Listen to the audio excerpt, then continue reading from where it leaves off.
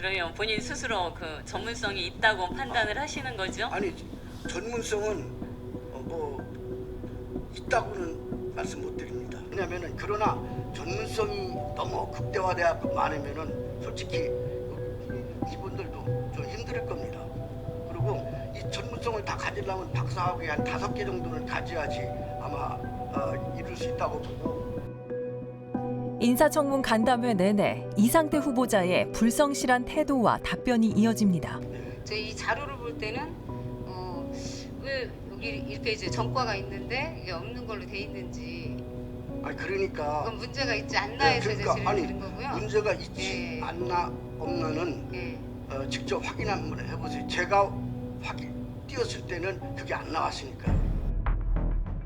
여러 논란에도 불구하고 이상태 후보자는 그로부터 4일 후 대전시설관리공단 이사장에 임명됐습니다. 제작진은 청문회에 참여한 한 의원을 만나 당시의 상황에 대해 들었습니다.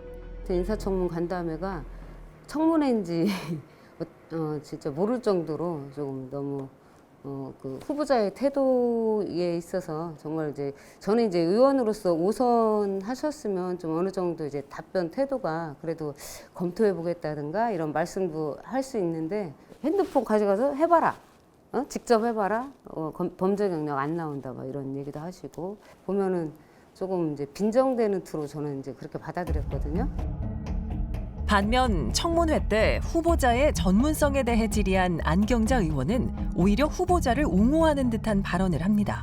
5선 정도의 예. 그 상임위를 거의 하셨다라고 얘기를 하시더라고요. 전문가지만 저는 겸손하게 말씀을 하셨다라고 판단이 되더라고요. 청문 보고서도 채택을 했던 거고, 그러니까 어떻게 보면 선배님이시잖아요. 네. 선배 의원이시기 때문에 조금 편하게 저희한테 말씀을 하시다 보니까.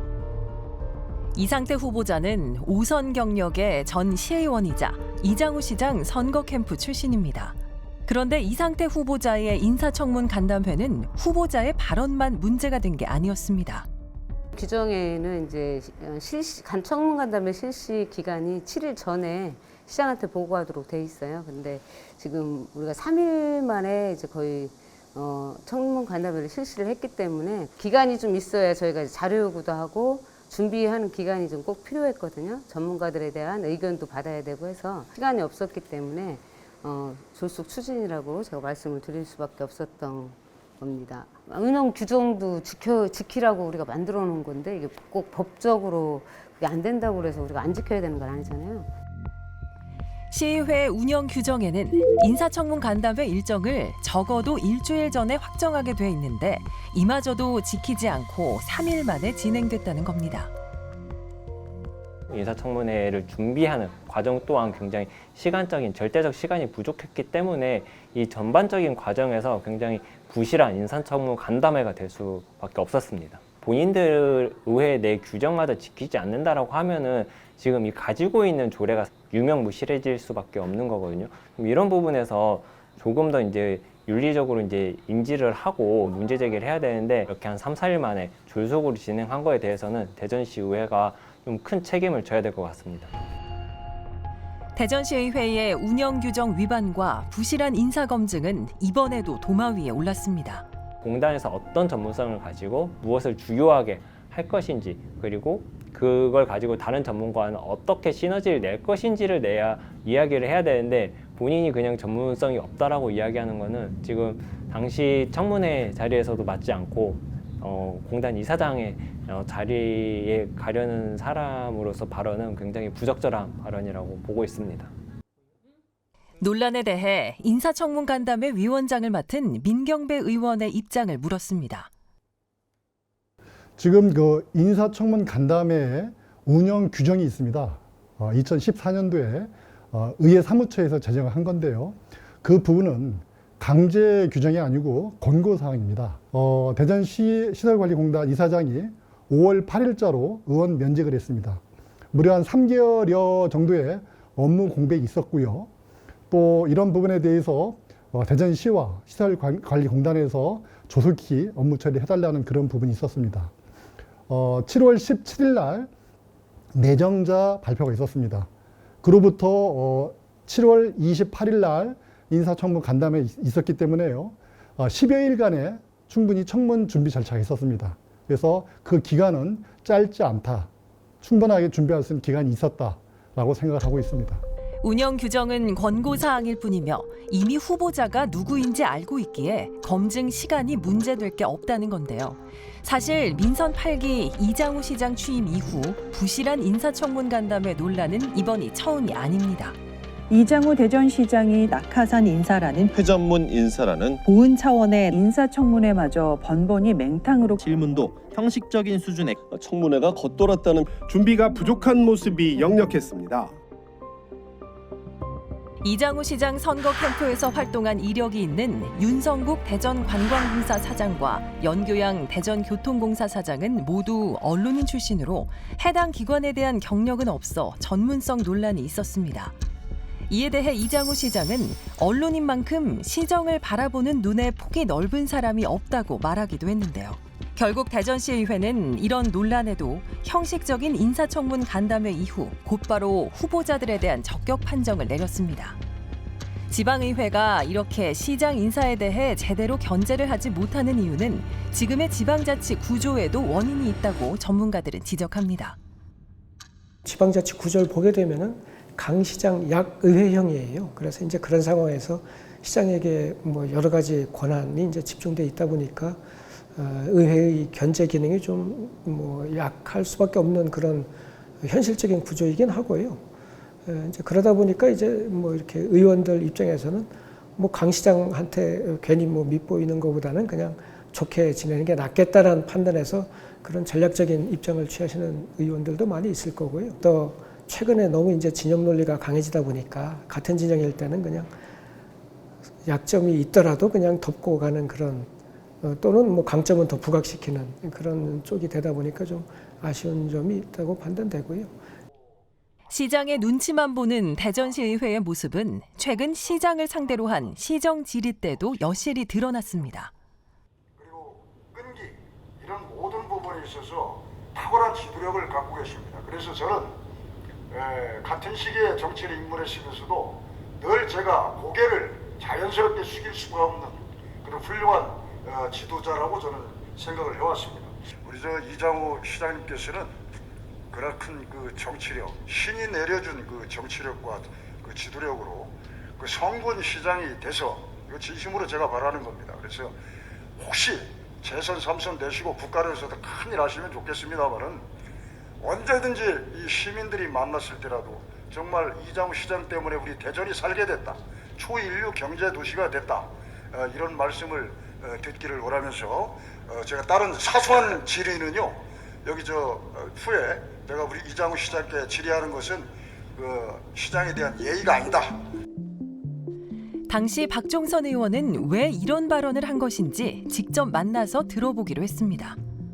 고개를 자연스럽게 숙일 수밖에 없는 분이다. 뭐 이런 말씀도 하셨었고 신이 내린 뭐 정치력, 지도력, 성군이 되셨으면 좋겠다. 뭐 이런 얘기를 하셨는데 어떤 맥락에서 나온 발언들인지가 궁금해서요. 네. 그 이장우 시장과는 저는 오랜 그런 친분 관계를 갖고 있습니다.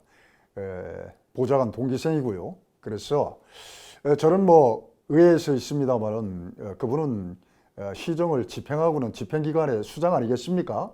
그래서 제가 덕담을 좀 한 것이고요. 제가 이장우 시장한테 뭐 잘 보이려고 한 거 그거 아닙니다. 절대 아닙니다. 전문가들은 시정 질의에서의 박종선 의원의 발언은 덕담 차원을 넘어선 의원으로서 부적절한 발언이라고 비판합니다.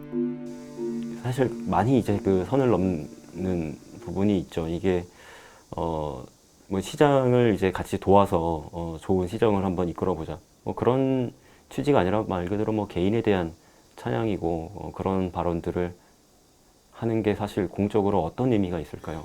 대전 지역에 뭐 당내에서 좀 이 사람 확실히 우리 편이구나 뭐 이런 평가를 받을 수 있게 하는 데는 도움이 되겠죠. 아마도 그 의원도 그런 것들을 원하고 그런 발언을 했으리라고 봐요. 지금의 정치 구조에서는 이런 일이 반복될 수밖에 없다고 말합니다. 뭐 근본적으로는 양 정파에서 개별 정치인들이 살아남기 위해서는 특히 이제 당원들에게 이 사람은 확실히 우리 편이야 라고 하는 걸 심어주는 게 굉장히 중요해요. 그런 문제를 근본적으로 좀 해결하지 않으면 좀 계속 이런 모습을 보게 되지 않을까 생각이 듭니다. 시장의 막강한 권한과 의회의 눈치 보기 속에 낙하산 인사 논란은 반복됐습니다. 이장우 시장 취임 이후 대전시 산하 공기업과 출자 출연 17개 기관 가운데 14곳의 기관장이 모두 이 시장의 선거 캠프 출신입니다. 전체의 80%가 이장우 시장의 측근 인사들로 채워진 셈입니다. 시민을 위해 존재하는 공공기관이 시장에 자기 사람 챙기는 창구로 전락했다는 비판을 피하기 어려운데요. 이러한 낙하산 인사 논란은 매번 시장이 바뀔 때마다 계속돼 왔습니다. 허태정 시장 재임 당시 김재혁 대전도시공사 사장과 김경철 대전도시철도공사 사장은 전형적인 회전문 인사, 낙하산 인사로 비판받았습니다. 당시 허태정 시장의 인사에 대해 김찬술 전 시의원은 강도 높게 비판하기도 했습니다. 대전시 인사 또 돌려막기 회전문 인사라고 이고동성 지적했습니다. 제가 생각하는 인사의 제일 원칙은 전문성이라고 생각합니다. 내정자가 적임자라면 그가 어떤 전문성을 갖추었는지 납득할 만한 설명이 필요한 게 아니겠습니까? 김찬술 전 시의원을 직접 만나 당시 발언의 배경에 대해 들어봤습니다.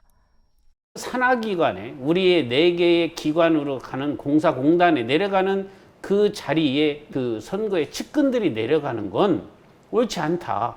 왜 그러냐면 그 조직에 열심히 30년 동안 일했던 그 직원들이 임원이 돼야 전문성을 발휘하고 그 조직이 활성화할 수 있고 그 조직이 제대로 된 일을 할 수 있지 않느냐 해서 반대를 했었습니다. 시의회의 권한 중에 집행부를 견제와 감시의 기능을 빼지면은 집행부가 썩습니다. 인사청문 간담회가 시장의 낙하산 인사를 정당화해주고 의회가 집행부의 거수기에 불과하다는 지적을 받지 않으려면 견제와 감시라는 본연의 임무에 충실해야 하는데요. 현재 대전시의회는 여당이 절대 다수인 상황에서 여당 의원들이 같은 당 출신의 시장 눈치만을 보기 때문에 무력한 의회가 되고 있다는 지적입니다. 시장이 원하는 거를 할 때는 대부분의 이제 같은 당 소속에서는 같이 따라갈 수밖에 없는 시스템인 것 같아요. 지금 지방자치가 당에서 이제 당 쪽으로 이제 당론식으로 대놓고 당론은 아니지만 당론식으로 해서 얘기가 되기 때문에 그게 이제 같은 당인데 뭐 반기를 들었다 그러면 이제 그 당론에 위배된다고 생각을 하기 때문에. 전문가들은 의원들의 자질과 역량 부족도 견제와 감시라는 의회 본연의 역할을 다하지 못하는 원인이라고 지적합니다. 아무래도 이 지방의원들의 역량 문제, 견제하는 역할이라거나 그런 것들을 더 열심히 하기보다는 뭐 시장이 어떤 그 시정을 좀 보조하고 지원해 주려고 하는 기본적인 역량이 부족한 경우들이 많거든요. 요식행위라 비판받고 있는 인사청문 간담회. 그렇다면 지방의회의 인사청문 간담회는 있으나 마나한 것일까요?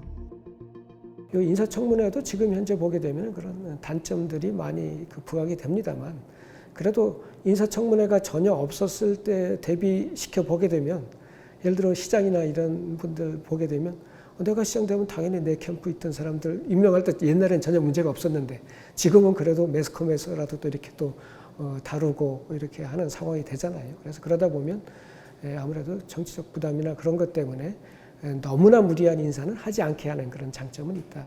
단체장의 인사 전횡을 막는 최소한의 견제 장치가 바로 인사청문 간담회라는 설명입니다. 여러 가지 비판에도 불구하고 임명을 강행하는 것은 시장 또는 대통령 입장에서 그건 자기가 정치적으로 책임을 지겠다라고 하는 의미예요. 나중에 이제 이렇게 강행 임명된 사람이 정말 뭐 제대로 된 역할을 하지 못한다라고 하면 그것에 대해서 본인이 책임져야죠. 최소한 이제 사람들의 그 감시 안에 둔다라는 점에서는 의미가 있다라고 할 수 있습니다. 그동안 지방의회 인사청문 간담회는 법적 근거 없이 시행돼 왔는데요. 9월부터 지방자치법 개정안이 시행되면서 조례 제정을 통해 이제는 제도적으로 안착할 수 있게 됩니다.